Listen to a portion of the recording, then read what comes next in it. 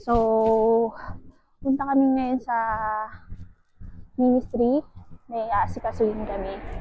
So, may mga nagtatanong sa amin kung anong pera dito sa check or currency nila.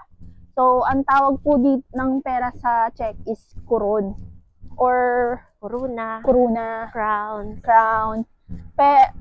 Maraming nakakaano na pag Europe euro na agad yung yes, pera. hindi po yung euro ang pera dito sa check. Pero, nag-accept sila ng euro.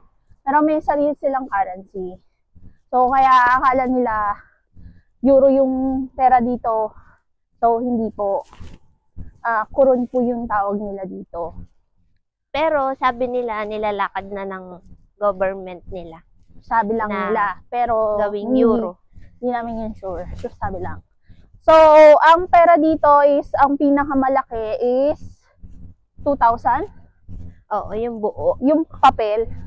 So, may papel at mga coins sila dito. So, Papakita namin sa inyo kung ano yung mga Oo. pera dito. nandito po, ito po. Yung pera nila.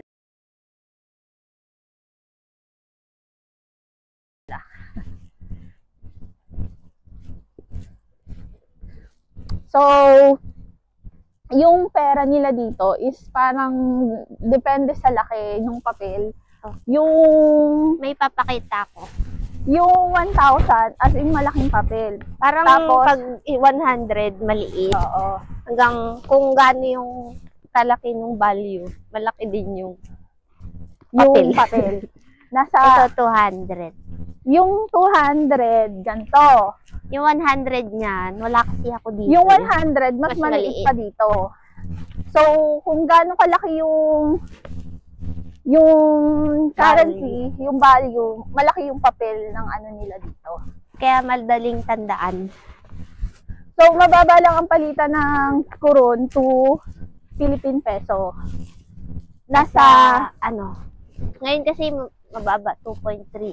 Pero minsan maabot ng 2.6, yes, 2.5. Ganun. kaya, bye!